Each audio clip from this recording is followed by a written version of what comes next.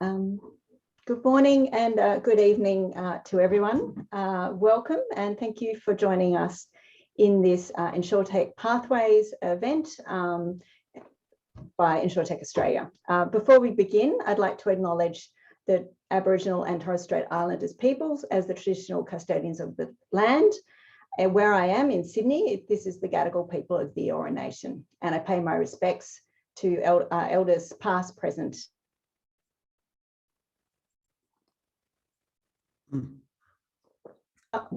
full member, not-for-profit association. We currently have 81 members and 30 partners, and we're really focused on building an insurtech and insurance ecosystem and have been going since 2017. We connect, facilitate and foster and promote insurtech and innovation. This series is part of a 4-part series sponsored by Austrade. Firstly, we looked at New Zealand and then the US. This is obviously on the UK, and then we'll be looking at Singapore next year. And this was really from feedback from our members around the regions they were looking to expand in. So thank you, Austrade, for your support. The UK is one of the 4th largest markets in the world, and it really is the centre of insurance in terms of the numbers of people it employs, the number of authorised insurance companies, and of course, it's the home to Lloyd's, and we'll certainly be talking more about that later. It has a large and diverse consumer market, and this is really the reason that it's an area that our insurtechs want to go to, and we really wanted to help explore that for all of you. So I'll introduce you to our speakers for tonight. Unfortunately, we were hoping to have Don McCormack from Zego join us, but he's in the air between the UK and the US. And so hopefully we'll organise a separate time to meet with him and learn some more about the UK's first insurtech unicorn. To kick off today, we'll have AnaNishnianidze, sorry, Anna, from the Trade and Investment Commission. She's the Trade and Investment Commissioner for the UK, Ireland and Russia. And she will tell us more about what Austrade does, as well as some of the other state-based organisations. And she'll answer questions after her session. We'll then have a panel discussion with Robin Merttens from Intech London and Mickael Paris from Fintech Scotland. And so we'll talk about the UK insurtech market, insurance market more broadly. And then finally, Daniel Fogarty from Evari will be joining us. And he'll be telling about his own journey and expansion into the UK and sharing some lessons around that. Finally, we'll have a Q&A. And so do put your questions in the chat. So with that, we'll hand over to Anna to tell us more about what Austrade does. Thank you very much, Simone, and thank you for inviting Austrade today to join the session. And it's been great to partnering up with you on this series. So good evening, everyone in Australia, and good morning to my colleagues in the UK. As Simone mentioned, I'm AnaNishnianidze. I'm the Trade and Investment Commissioner to the UK and Ireland, and I'm with Austrade. So I hope all of you are familiar with Austrade, but if you're not, we're the Australian Trade and Investment Commission, the Australian government arm that supports Australian businesses expand into international markets, and we also help facilitate foreign direct investment into Australia. In the UK, our team is based in London, and from here we'll look after UK and Ireland. We also work really closely with our colleagues across Europe. We've got a kind of a regional approach to how we try and support companies, so we're all coordinated and provide consistent services to you. Look, what do we actually do? We help you understand the market and the competition that exists in the market. So when companies reach out to you, we'll work with you to assess the market, depending on your specific product, identify competition, and really understand what might be the best market entry strategies for you into the market. We can help you identify the programs that might be of interest to you that are currently being run in the market, and also connect you to the key players, and that could be government, corporates, industry. And of course, one of the most important things that I know a lot of you are always looking for is connections and introductions to potential partners and customers. So we can certainly help facilitate that. We do it through different means. So we deliver a range of webinar programs which cover different topics to really help you understand the market, and help you understand the landscape, what's happening, the ecosystem, who are the key players, and how to do business in this market.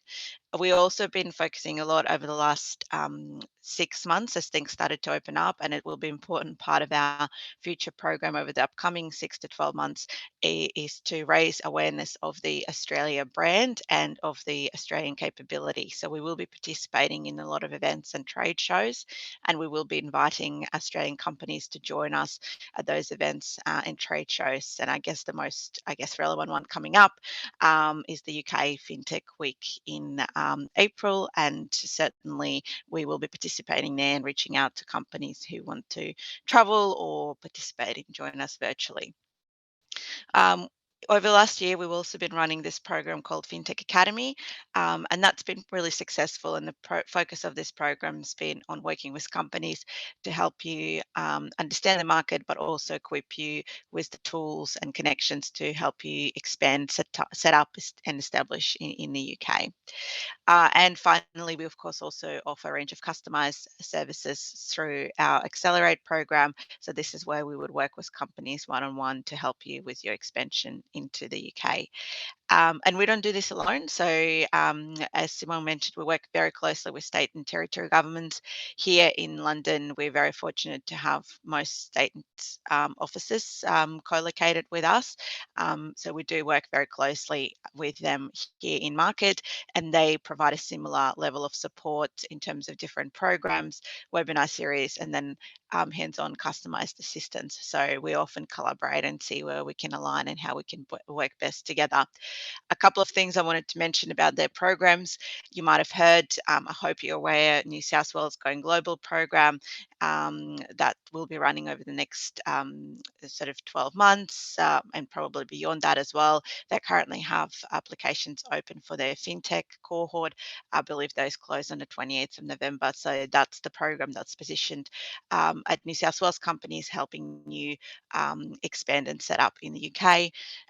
South Australia will also run Export Accelerate grant programs, so you can visit their website to learn whether you're eligible for any grant support to help you with your journey. And also, Victorian government announced about 12 months or so ago an export recovery package, which is all about supporting companies explore different international markets, and UK being obviously one of those. So that's kind of the Australian government side of things. There's also UK Department for International Trade, so DIT, and they also offer assistance to businesses. And I mean, they're very much focused on working with businesses who are ready to set up or further grow in the UK. So they're already set up in the UK, and they run this fantastic Global Entrepreneurs Program, which I know some of the Australian companies have participated in, and it's been a great sort of launching pad for them to grow in the UK market. UK government also offers a range of different competitions and accelerator programs. Some of them are open to international companies like Australian companies. Some of them do require companies to have an entity in the UK, but those programs often are really good launching pad as well. So if you're serious about this market, then they're great way to really get some visibility and secure some of those early wins. We're very fortunate also that through our FinTech Bridge, there's really close collaboration between Australia and the UK, and the FCA here in the UK is very involved in supporting companies innovate and develop new projects. So they run an innovation hub and regulatory sandbox, and Australian companies through the Australia UK FinTech Bridge have access to the FCA Innovation Hub and regulatory sandboxes. So that's another great way to sometimes consider and access this market. As I mentioned, opportunities definitely open up once you decide to actually create an entity in the UK, and this is where you start getting access to more and more local support from regions and local authorities, access to tax relief programs, and also access to broader sort of innovators, accelerators such as that are run through Tech Nation and other organisations. So there's a lot on offer. Some of it is limited if you are still operating as an Australian entity, but if you open up an office in the UK, it certainly broadens out a bit more as well. I mentioned regions. I would say it's always important to consider different regions in the UK. Look, no one is questioning that London is a hub, but a lot of regions might be better fit for your business and for your product and solution. So I always say to businesses, consider and assess what would be the best location for you to land in the UK, and we can always help with that, and we can help connect you with different regions to explore that further. It's important to keep in mind that different regions offer different incentives. They also offer support with setting up on the ground in those regions, finding talent. A lot of them have particular focus into particular areas of fintech or other sectors, and also run university and R&D programs that might be of use to you. So it's always important to consider a range of those factors. You will hear from Fintech Scotland today, so you'll get a great insight into that. From our perspective, I would say for Insurtech, Wales is also could be a good region to consider, as well as sort of Manchester, Leeds, and northern of England. But certainly, at the time that you're ready, we're happy to have further conversations with you about that. Look, the only couple of final things that I would mention is, as I said, we have a fintech bridge with the UK. That's been a great tool to get companies access to this market, but it's also a really great way for Australia and UK to collaborate on different regulation. ASIC, it allows ASIC and FCA to work really closely together, share insights, share information, and it also means that businesses looking to set up in the UK often can get access to exemptions. So while you're waiting for your different licenses, you can get an exemption because you're an Australian business under the UK FinTech Bridge. And it's important to remember that you have access to the Innovation Hub and the sandboxes that FCA offers. We are currently negotiating a free trade agreement with the UK. We're getting very, very close, so that will only improve market access and opportunities for Australian businesses. And we know that from agreement in principle, that it looks to achieve increased regulatory coherence and stimulate investment into technologies and boost digital trade between our two countries. So that will only help with anything that we do around insurtech, fintech, and the broader advanced technologies sectors. Um, my kind of couple of points for you to take away is it is a very competitive market. The opportunity is huge. It's a big market. There's a lot happening. There's a lot of investment into technologies. There's a lot of adoption of the new technology, but it is competitive. So you do really need to adapt your product and your sales pitch and ensure that your USP is defined differently and appropriately for this market. That's very critical, and we get a lot of feedback from Australian companies that they didn't realize how much work they needed to do to adjust their pitch and USP. But once they have, they've really had some really good successes in this market. Find the right verticals to target. So we've had a number of examples where companies came in mind was a very particular vertical, but ended up changing their approach because they've realized their gap across other verticals that their product can really solve for. Look at ways to elevate your brand, and this is where we can help you through different events, activities to really give you some visibility in this market. I've mentioned accelerator programs. I think they're a good way to get your foot in the door, and don't be afraid to partner and find and identify the right partners in this market because they can really help accelerate your expansion. So I think that's enough for me. I'll hand it over back to Simone. I'm happy to answer any questions. I'll have to jump off to go on another session, but happy to answer if there's any initial questions. Thank you so much, Anna. I mean, there was just so many things there. I was aware of some of them, but yeah, it was definitely lots of opportunity. And I think that's really why we're talking about the UK as well, because there is just that strong relationship. And yeah, I'm looking forward to hearing what happens with those further negotiations. We might get from you, or we'll get from our colleagues at Austrade, a list of all those different things, and just share that with everyone who's attended today. And I think that's a great resource, and we'll be continuing to keep in touch.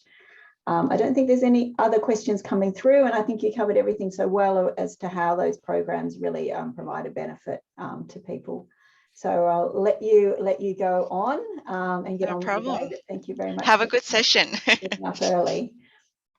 So we'll move to the panel session, and really in this session we really want to learn about the UK market. So we're going to hear firstly from Merttens, who's from Intertek London, who's one of our global Insurtech Alliance partners and has been really in close partnership with Insurtech Australia for a number of years. And he is, as I think he'll say, the premier expert on Insurtech, and he'll really tell us about particularly the Lloyd's and London market, I believe. Yeah, thanks for having me. And those lights in the background are not a disco. They're the dustbin man arriving to pick up my dustbin at exactly this moment. So let me tell you quickly about Intertek London. So we're very much the equivalent of Insurtech Australia, with one difference: we are for profit. So we are private enterprise. It's co-founded by myself and a chap called Paolo Cuomo back at the end of 2015. It was founded because I was a startup founder myself back in the dot-com era. I could see what was happening in fintech. I thought it would be really helpful for the insurance world to have something, equivalent. So we started something which was no more than a meetup group. And the idea was that we would just go down the pub and we would talk about the future of insurance and find ways in which we could help innovators. But it's turned into something a little bit more mature now. There's 10 of us, and we all organize events designed to promote innovation, all of them. And there's a networking capability associated with those, and an educational element, obviously. And over time, we've become more of what I call an intelligence business. So we speak to 200 companies a month. We seek to collect that information in and use it to be something of a dating agency and something of a kind of interpreter between what's happening in tech, who's doing what, and playing that back to the insurance industry in a way that they understand. And that sounds like the insurance industry doesn't understand very much, but actually at the highest level, there's sometimes some need to explain to them exactly in what ways technology is going to improve the whole process of insurance. For inbound Australians, we are the premier network. So if you are inbound to us, and I think Daniel will support this, please get in touch, because you can come free to our events. We operate very much on what I call a pay forward model. Come and access us. You won't have to pay anything. When I see you've raised a Series A of $12 million, I'll be tapping you up for a membership fee. But until then, you're safe.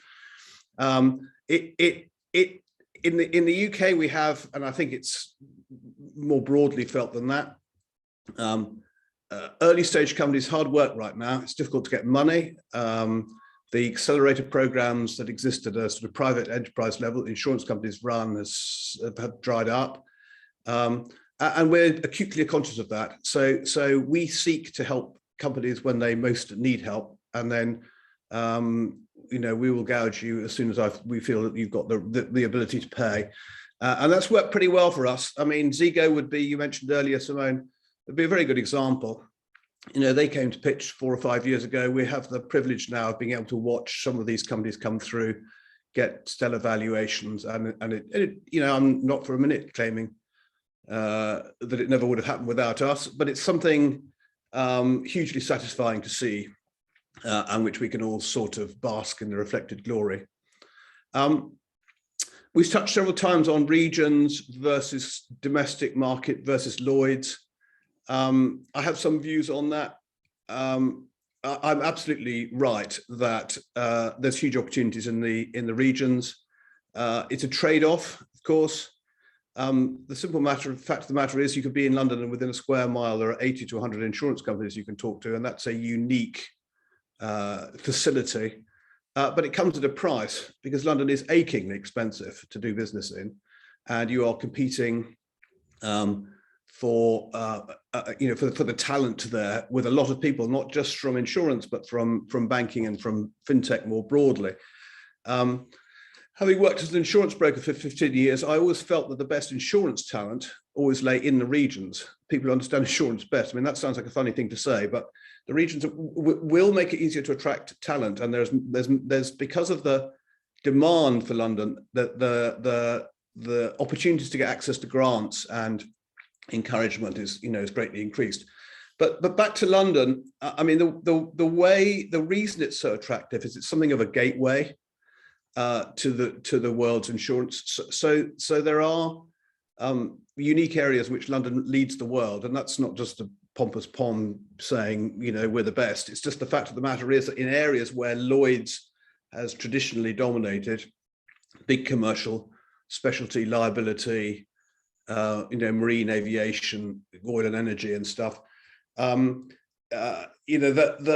the Lloyd's has a license to provide insurance to them on to those classes of business on a global basis, and there is therefore an enormous concentration of talent here and the ability to access those markets.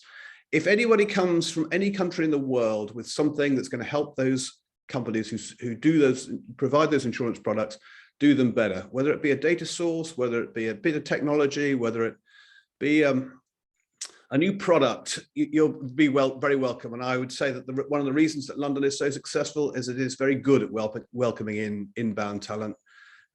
It's an easy place to do business. You can set up your companies quickly. As Anna said earlier, the regulator is easy to deal with.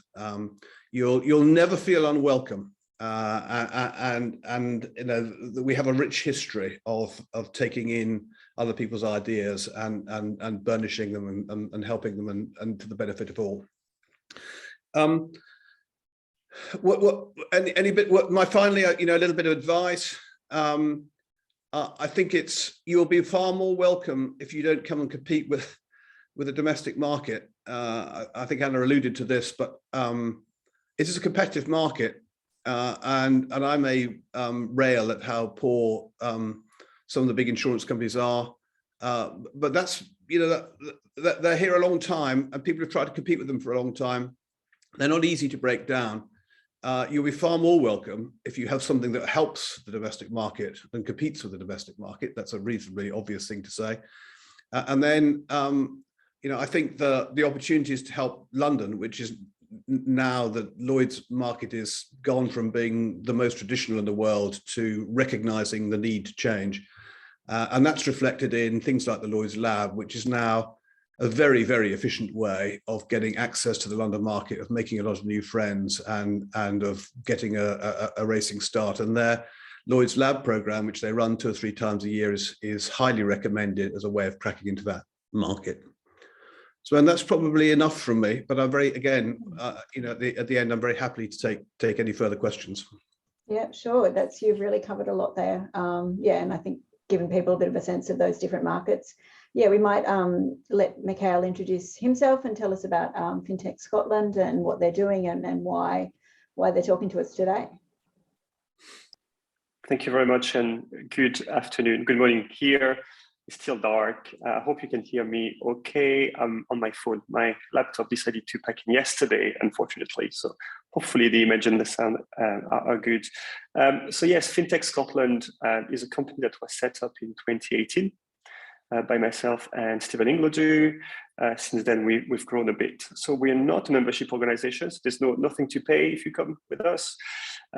We are a private entity, not for profit, which means that we rely on the generosity of some of our partners to fund us, and that's government, some universities, and some of the largest financial institutions in the UK, who all recognize the work we do and how important it would be for them in terms of growing the cluster, growing talent and innovation. The reason we exist really was to ensure that Scotland would seize the opportunity led by fintech, insurtech, regtech, all those new sector that came out of the 2008 crisis, and really with such a big movement in the UK driving so much investment, inward investment, it was important for Scotland to be at the forefront of that, recognizing that obviously London is the big center, but Scotland has a lot to offer as well.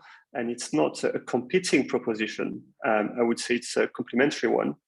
And in fact, we do have a lot of businesses that have their head office in London and develop their product here in Scotland. You can have the best of both worlds, really, in the sense that Scotland, if you take Edinburgh, for example, is an hour away from London City, which is great. So you can work in London and still live and develop your product in Scotland. And that's a great point for us. It was mentioned before that talent could be an issue in London. There's so much demand. The universities here and the skills agency are doing a great job. And if you take Modular as an example, one of the leading payment provider in Europe, in the fintech space, they're definitely based in London. They're headquartered in London. However, they've grown their team to more than 200 people now in Scotland. So it's very good. It's a great model, I think. In terms of what we do, why we exist, we do three things. We try to grow the community of firms. When we started, we had a small community of 25, and now we just under 200. And I guess that's our USP in the sense that the size of the community is still human. So we know everyone. We've met them several times around a coffee or beer. And it's very easy for us, therefore, to make recommendations when we speak to our partners, whether it's a Virgin Money or a Phoenix, to say, okay, we know your problem. Here are 5 or 6 companies that we think could benefit from your innovation. And really that leads me to the second things we do, which is this collaboration piece. We constantly try to drive collaboration between academia, large financial institutions, and fintechs, insurtech, regtech companies. And we do that on an ongoing basis. We spend an awful lot of time with the large financial institutions to really understand what they're working on just now. What we're trying to steer away is making cold introduction. They don't work and they waste everyone's time. If we know there's a real live project live at one of the large financial institutions, we can make the right recommendations at the right time. And the last thing we do is develop the cluster. And by cluster, you could think about ecosystem on steroids, where it's not just here in Scotland, the UK, but Europe and the rest of the world. We're trying to create connections, making sure that we involved every interested parties in the field of fintech.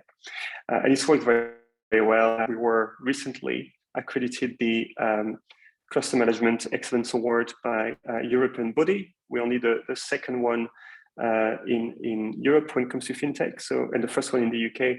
So we're quite happy with that, which means something good is happening here. And certainly that was recognized recently by the Fintech Sector Review run by Ron Khalifa, OBE, the founder of WorldPay, on behalf of the Treasury here, recognizing Scotland as the second largest fintech hub after London. And we're very proud of that. We've got a long history. I won't bore you with the history and the heritage of innovation around fintech in Scotland. We even invented life insurance back in the days. We even invented the Bank of England. It was a Scot who did that. So there's a lot. It's always been about innovating here. It's always been in our blood and our DNA. And we're very welcoming. And that's the point I wanted to make today. If anything, because of our size, when you come here, it's very personal. So we work with Scottish Development International and DIT that was mentioned previously, all together to make sure we provide a safe lending pad for every company. We put our arms around you, whether it's to find an office, talent, investment, anything you need really, but more importantly, the network. So we will strive to have in-person event when it's possible, but digital event when not. And all the fintechs here know each other, which is great because every time we have an event, there's always great conversations and very often collaboration opportunities are born out of those events. And we want to make sure that continues. We've got a lot of companies that have come from overseas, so it's very welcoming. We're very international. Companies from Australia, like Montu recently, Encompass, and even from New Zealand with FNZ, one of our unicorns here. So we're very well versed into welcoming people from all around the world, but both ways as well. Companies here exporting to Australia, like Float, who benefited from the UK FinTech bridge with Australia. So it's a big, nice family here. It's a very tight family, and we like interacting. In terms of opportunities, what we're seeing here a lot is the collaboration between sectors, whether it's space, agri-tech, or life sciences. Through the work done by the universities, we're seeing a lot of great innovation around that, making sure that there's new data sources for insurance. And it's very much in that B2B space. So we don't have any B2C proposition in the Insurtech space. It's, as previously said, it's really about those companies that come and try to help the large financial institution make their product and their solutions better. And it's worked very well. The sector is really ripe for innovation. Out of the 200 fintechs we have, we only have a dozen Insurtech in that subsector, which means there's a lot of space for more innovation. And some of our strategic partners like Lloyds Banking Group or big insurers here are asking us for more innovation all the time. So it would definitely be the right time to come and say hi. We do have our festival. It's every September. So the last one was great, 70+ events, 2 in person, the rest all digital, but hopefully next year we can welcome some of you in person. And if you can't make the trip, which is quite a long trip, then probably digital would be the way to go. It sounds good, Mickael. Australians, if they can travel, they'll definitely be traveling, I think. I might just ask both of you just to kind of reflect on the types of insurtechs that you think will work in your sectors or markets. What are the gaps that you're seeing, and are there particular ones that you would encourage to come, or otherwise to say, no, we've probably got enough of these? Maybe we can yeah, quickly, but I'm with Mickael. B2C has been hard yards for anybody, from the UK or anywhere. We have 5 to 6 years experience of what's working and what's not working in Insurtech. So most of those who went B2C, straight to customer, had to spend a lot of money on brand, getting access. That model is largely discontinued, I think, now. If I look at the big opportunities, I look at what I call tech-enabled MGAs. This effectively companies that have the ability to link to B2B2C, distribution sources at one end to capacity at the other, and run the value chain. That is effectively how Zego started. That's Uber drivers at one end and Swiss Re at the other, and over time, I'm sure they'll look to become an insurer in their own right. That's where the investors have put their money. I think the other areas to look at, the industry is still very poor around data, sorting your data out, new sources of data, data analytics, data science. If you come with, so many of the things that we at Insurtech talk about are in the end a function of money and data and nothing else. And those who can't sort their data out can't play in these games. So I think anyone with propositions that help underwriters understand what the data or provide some insights they wouldn't already have, I think those are those are always incredibly valuable. That would probably be where I would aim. But I mean, that's not to say there aren't more. I mean, that's just where the money's going right now. And I would say one other thing. There's a huge ecosystem play now congregating around probably the policy admin system providers. And there's a lot of people in the UK who provide insurance services, so a variety of services. They are always on the lookout for new additional services that they can add into their policy admin system as part of an ecosystem play, or in terms of the insurance services provided. I can't tell you how many briefs we have now for what I call scouting. Go find me people who do these things, Robin. I think it goes to support the timing is good story, because I think you have a lot of potential partners in the UK as well as potential customers. Yeah, no, that's really interesting, and I think given particularly our member base, that is probably primarily more those sort of services entities. Mickael, from you, anything you think particularly is the gap around Insurtech?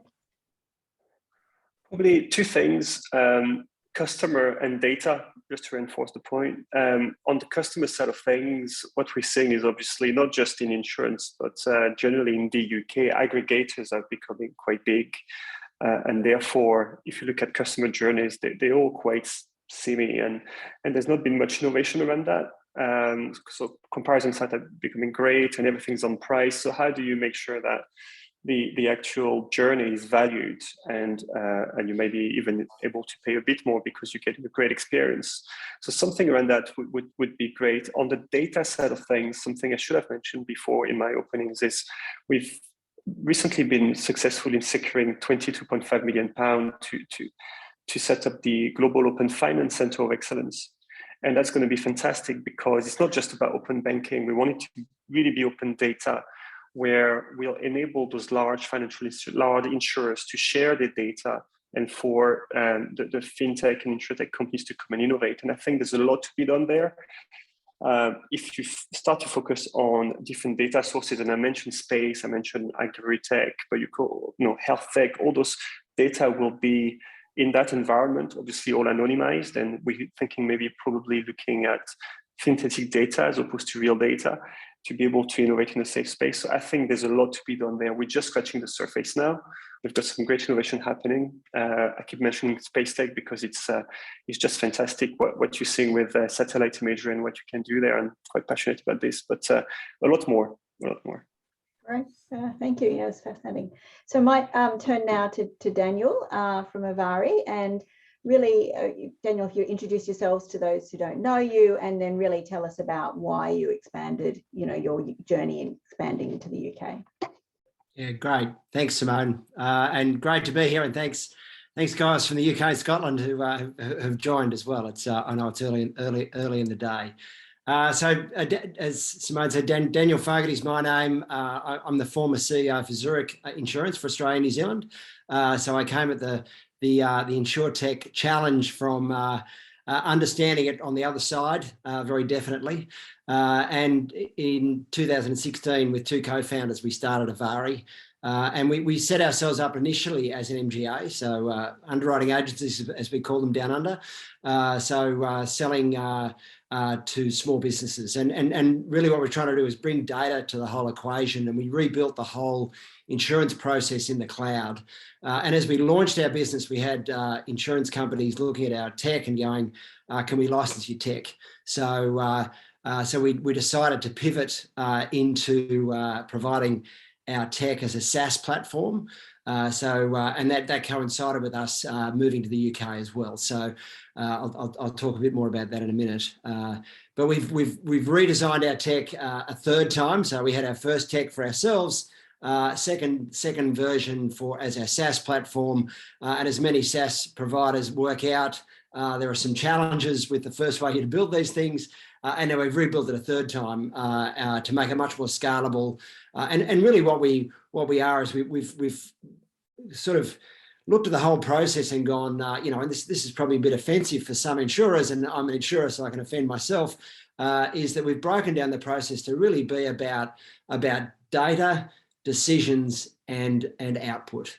And we've made it so we can be completely flexible about bringing data in, enriching that data, the decision engines around that, underwriting, pricing, and then the output, the contract, the quote, the claim paid, whatever it is. So we're actually right the way across the full range of services for insurance, and we operate in Australia, the UK, and the US. So that's a bit of an introduction to us. I sort of wrote down, why go to the US, why go to the UK. And what we did is we actually flipped our ownership to the UK. So we're a UK headquartered Insurtech, which is also more complicated. We did that for a number of reasons. But really, why go to the UK? I'd say four main reasons. The first one is markets. The second one is talent. The third one is capital. And the fourth one is location. So the first one on markets, it's obviously London, insurance financial centres we've heard. Lloyd's has a great relationship with Australia. Australia is the fourth largest market for Lloyd's. London is an exporter of insurance, the world's largest reinsurance market. And interestingly, in the UK, insurance is the largest tax-paying sector in the country. So therefore, it's important to government because obviously they like tax receipts. So the second part about markets is really international markets. So we started as a SaaS company, as I said. We started in London. Where did we start first? We actually started first in Chicago. Why? Because we met the MGA from Chicago in Fenchurch Street in London. So what happens in London is all the challenges from the rest of the world come to London at some point. So it's a mixing pot of people from around the world. Obviously the UK market is a big market. It's the fifth largest insurance market in the world. As Robin says, maybe don't go for that reason, but it means there's a lot of people there as well. And the time zone impact of the market is great because you can get to other markets. So obviously market is a big one. The second one is talent. There's almost 100,000 people who work directly in insurance in the UK. I think it's probably higher than that, but that's the number that I found in one source. And then from a tech point of view, there are 2.5 million people working in tech in the UK. That's 7.6 of the UK workforce. So we're not just talking about insurance talent here, we're talking about tech talent.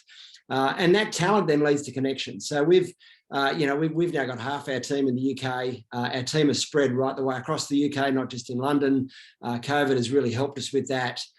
We changed our employment practices during COVID because there were so many people looking for work in the UK, and we got some great people, and we're able to bring that tech talent and that insurance talent into our business. So talent is a very important reason to go to the UK. The third one is capital. The UK understands insurance, so you've got that's really both types of capital.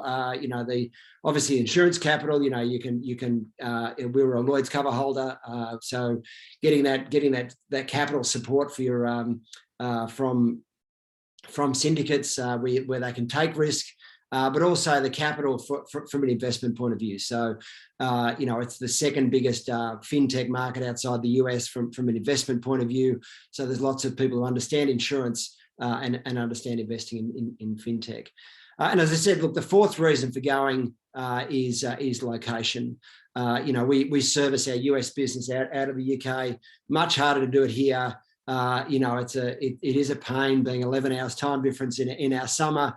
It feels a bit better in our winter when it's only a 9-hour time difference. But trying to do stuff from Australia can be challenging. So look, there are four reasons to go. I might just continue. I just wanted to cover two more things. One was assistance that can be provided. Anna talked about that a bit earlier. So there's Austrade, there's the UK Australia Fintech Bridge. We've been part of that. There's about 30 or 40 companies each way that have benefited from that. In Australia, there's the UK DIT. So Louise Cantonlin is the British Consulate General in Sydney. So we've benefited from the DIT. The DIT are pretty much in every city. We've used them more in Perth and in Sydney. Then there's the UK Global Entrepreneurs Program. So Andrew Corpett-Jones is the deal maker for Australia and New Zealand. He's based in Sydney. He's been doing this for a long time. So make sure you contact Andrew. He's been involved in Insurtech Australia. And then from a state point of view, as Anna said, every state's doing its own thing. So Invest New South Wales has really stepped up its investment between New South Wales and the UK. So Stephen Cartwright's just been appointed as the Agent General to London. This is a role that's been going for sort of 150 years, but for some reason New South Wales didn't have anyone in that job for sort of the last couple of decades. Stephen's heading that up and heading over to London in January. And then Tess Thomas, who used to be with the UK DIT, is now with Invest New South Wales, and she looks after particularly UK. And again, she's there to help if you want to do these things. So lots of assistance, and we'll get a list of that to you. look, some issues to consider. Yeah, the UK is different. As our lawyer in the UK says, we're divided by a common language. Things sound the same, but they're not. So don't just assume they're the same. Make sure you get over there and find out what is different. The second thing is personal commitment. Look, this is not easy. You know, when we were doing a whole lot of stuff, you know, we had to be in London very quickly. I was on Friday. I heard I had to be in London on Tuesday. You know, I got there, got straight off the plane, went into a 10-hour meeting straight off the plane. I finished that night at 1 a.m. London time after, you know, and then just straight into the next thing. So, and at the moment, my day, don't make a meeting with me at 8 a.m. please, although I did have one this morning. You know, I work till sort of midnight, 1 o'clock Sydney time to cross over the UK. So there is a big personal commitment here. This is not for the faint-hearted. And my two co-founders have moved to London, so that's their commitment. You know, look, it's a much bigger market, so there are different things at play. You know, in Australia, we have one Insurtech Australia. So as Robin mentioned, you know, there's, you know, Robin's been a great help to us, but there are other Insurtech organisations and other fintech organisations across the UK. Yeah, there's different ways you can get help there. Another thing that we've found very different is employment laws and pay. You might think this sounds very similar, but, you know, it feels so straightforward in Australia that we have superannuation and it's 10% for everyone. You know, pension is different for everyone. The HMRC taxes people very differently in the UK than they do in Australia. So don't go there thinking it's going to be exactly the same as here, because it's not. And that means you have to spend money on these things. So don't go there thinking I can do all these things myself, because you need people to help you.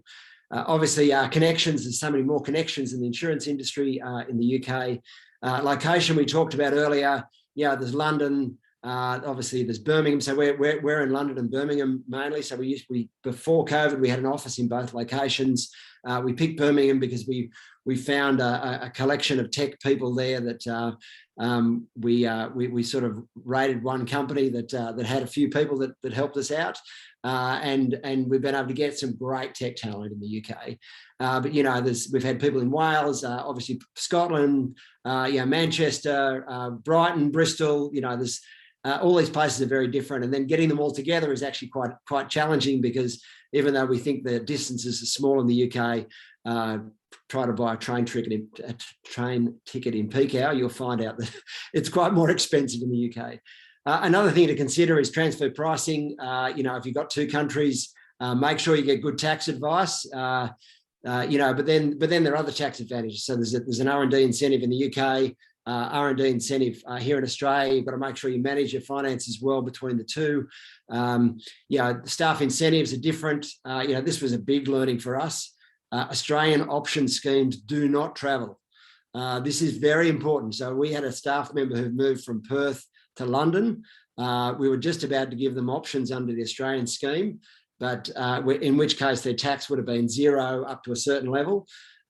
If we'd done that and then transferred them, they would have had to pay 60% tax on their Australian options, which is exactly a disincentive. They would have been better off, which we did. We rewarded them afterwards. So incentives are different. Again, you're going to need tax advice as you do these things. Cost is, as I said, and then lifestyle is different. So, you know, if you're a beach going person like me, then don't expect to be at the beach every day when you're in the UK, but very different in you know, a whole lot of cultural things. There's a very different availability, and we've all been there. So all Australians love to travel to the UK. But yeah, don't expect the same lifestyle once you get there. So anyway, lots of things to consider. A long list. Thanks Simone for entertaining me on that. Happy to answer any questions. That's great, thank you.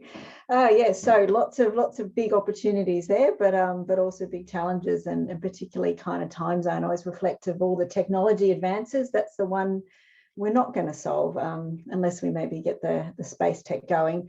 I thought I might ask each of you, we've got still a few minutes, just really what would be your advice for anyone thinking to make this journey? So Robin, do you want to start? Yes, I say, as I would do any founder, you know, you have to believe and you have to be ambitious. And part of the reason for coming to the UK is that you're testing yourself against, you know, some of the best. And I, you know, if you believe enough, then why wouldn't you? You know, you know, as we kind of get towards the ashes and there's a bit of pom bashing going on, I would say that you would be amazed by how welcoming the UK is. You know, it genuinely is a good place to do business, and you genuinely are encouraged, and you will find people, you know, who are prepared to help. And I think, you know, all the points being made earlier is absolutely right. You know, in the sense of it not being exactly like Australia, but I tell you what, the differences aren't so great that you would be, you know, put off by them. And I think how difficult it must be to come from countries which don't even speak the same language or, you know, share any sort of common law or anything else. It's a lot easier to come here than it would be to go to France or to go to Germany or to go to, you know, to go somewhere else. So, you know, I look at it slightly like the football. You know, ultimately, if you want to be a unicorn, America's the place you've got to go. I mean, you know, crack the American market and you're made. But that is really incredibly difficult. And there are 50 states and you know, lots of regulation. And I think you feel welcome there. But you know, the UK is a much easier place to come and a much easier place to expand from.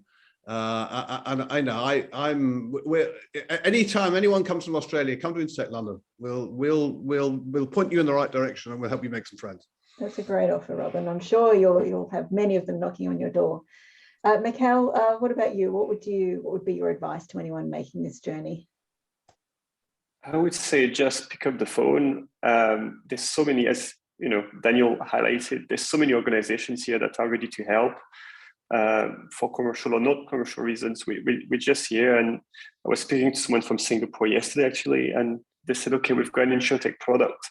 Can you help us make sure that our proposition would fit the UK market? And we just introduced them to some of the biggest experts in Insurtech in the UK, and they just had a chat, and it cost nothing, just half an hour of virtual coffee, and you can really quickly understand what you need to do or not do. So I would just say pick up the phone. You know, very happy for you, Simon, to share our contact details. We're very happy to help. No, that's great. That's great. And what about you, Daniel? Yeah, look, I'd say don't be turned off by the challenges. You know, there's plenty of challenges in a startup, and if you're not ready for those challenges, don't get in a startup too. Yeah, look, it's a much bigger market. Look, we went there probably to do what Robin said we shouldn't do, and we ended up not doing it. So we ended up setting up a company. To get our FCA authorization. We were going to go and copy what we did in Australia and sell, you know, try to sell to tradies, you know, do the same thing. But because we pivoted to the SaaS platform, we've actually got great tech people, and that's been a big advantage, complementing our Australian tech people too. So we've got some great people in Australia. So I'm not. This is not just go there for the tech people, but it's great having people on both sides. You know, and most of our tech people are in Perth, so there's a much better time zone crossover with London. You know, it's pretty brutal from Sydney, from the East Coast, and really, I would just say, you know, the biggest advice is that personal commitment. Make sure you want to do it. You know, I mean, out of the three of us, Rob's English anyway. My parents are English, so I've got cousins all over the UK, cousins in Edinburgh, Glasgow, London. So, you know, we've got plenty of relations there. So when I go over there, it's a good way to catch up with people, you know, so there's that personal commitment, but, you know, don't do it half-heartedly. You've got to go there, you know, go there, do your research, find out about it. And then if you want to set up a company there, then you've really got to commit to it. And that's our commitment. We're sending two out of the three co-founders to the UK because we think it's such an important market. Great. And yeah, there's certainly lots of resources to kind of support that journey. So yeah, we'll definitely be sharing those. I think, Joy, we have some contact information we'll put up on the screen. Just while we do that, any final words, Robin? Only one. Beware opening a bank account. Daniel, how long did it take you? Well, that's the one thing we haven't sorted out yet. I bet it takes you 3 months to open a bank account. I think it took us longer than that. So we ended up going with Wise Business. So we have our accounts with Wise. Well, we have them with Lloyd's and with Wise, Lloyd's Bank, and with Wise. But yeah, it was pretty tough. It's a recurring theme. I've got no idea, and maybe it's better in Scotland, but it's still the one big bugbear for anyone who comes this way. And Mickael, any final from you, Mickael? Any final words of advice? We're very passionate about customer outcome here. So if you want to work on making that better for everyone, then let's grab a coffee. Great. And Daniel? Yeah, just, if anyone wants to give me a call and get some advice on what we did, but there's plenty of people who can help. So I would say definitely reach out for the help. That's very important. And as everyone said on this, everyone's very happy to help. So Robin and I sort of met at the very start of our journey. So probably a year before we moved over there. So yeah, definitely go and talk to everyone you can who can help you out. That's great, and I mean, it's really nice to see that there is such a collaborative ecosystem, and certainly there is that in Australia, and it's great to see that is also in other parts of the world. So I think this is only really the start of the conversation. We're certainly planning to have, some further events and programs. Hopefully, we'll come back to delegations and have the opportunity to come and see you all and bring our members and partners maybe next year. Let's see where the borders go and the flights go. So just a plug, we've got a couple of final events. So one final event, our EY series on the 8th of December. So that's our final in that webinar. We're just launching details of the first webinar for next year, which will be a really interesting session on some research that Salesforce have done with Bain. So put that in your diary. And then our big in-person half-day Insurtech Live conference. I would love if Robin and Mickael can come, but don't expect you to be there. But if you do, there's a free ticket for you. But we will be showcasing all our members and partners and really just having a great chance to connect and do all the great things that Insurtech Australia does. So I look forward to seeing you all there. I want to thank again Austrade, for Anna for joining us very early in the morning. To thank you to Robin, Mickael and Daniel. I think it was a great session. We will also share the details on YouTube, so people who couldn't attend today can watch it later on for their viewing pleasure. But really just thank you all again for attending and being part of the session. Oh, thanks for having us. Thanks. Thank you. Thanks, Robin. Thanks, Mickael. Thanks, everyone. Thanks, everyone. Thanks, everyone, for joining. Bye now. Thanks, everyone.